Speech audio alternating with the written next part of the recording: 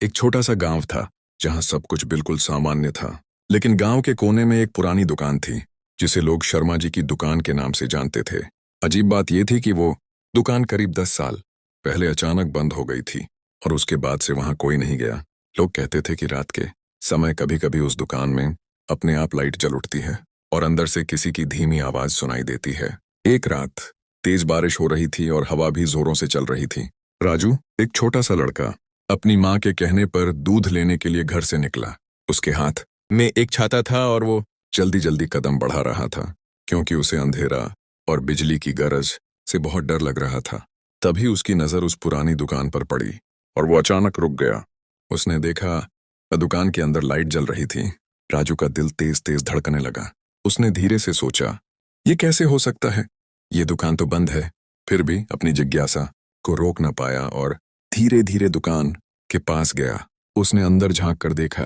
अंदर एक बूढ़ा आदमी काउंटर के पीछे खड़ा था। उसका चेहरा अजीब था और उसकी आंखें सफेद चमक रही थीं। वो धीमी आवाज में बोला, बेटा, क्या चाहिए? राजू घबरा गया लेकिन हिम्मत करके बोला, अंकल, दूध मिलेगा? बूढ़ा हल्का सा मुस्कुराया और बोला, सब मिलेगा, लेकिन एक बार अंदर तो आओ। जैसे ही राजू ने अंदर कदम रखा, दरवाजा जोर से बंद हो गया। राजू डर गया और तुरंत पीछे मुड़ा, लेकिन दरवाजा खुल ही नहीं रहा था। दुकान के अंदर की लाइट बार बार झिलमिला रही थी और शेल्फ पर रखा सामान अपने आप हिलने लगा। राजू चिल्लाया, मुझे बाहर जाना है। तभी वो बूढ़ा आदमी धीरे धीरे उसके पास आया और उसके कान के पास झुककर फुसफुसाया, यहाँ आने वाले कभी वापस नहीं जाते। राजू के हाथ पैर ठंडे पड़ गए। उसने इधर उधर देखा तो उसकी नजर दीवार पर लगी। पुरानी तस्वीरों पर पड़ी। वो सब बच्चों की तस्वीरें थीं और हर तस्वीर के नीचे लिखा था, last seen near shop. Raju समझ गया, ये कोई साधारण दुकान नहीं है। ये लोगों को हमेशा के लिए फंसा लेती है। उसका दिमाग तेजी से काम करने लगा।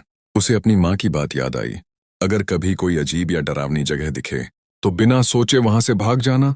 राजू ने तुरंत अपनी आंखें बंद की और पूरी ताकत से चिल्लाया, आज मुझे घर जाना है। अचानक सब कुछ शांत हो गया। न कोई आवाज, न कोई रोशनी, सिर्फ सन्नाटा। जब राजू ने अपनी आंखें खोलीं तो वो सुबह के समय अपने घर के बाहर जमीन पर पड़ा था।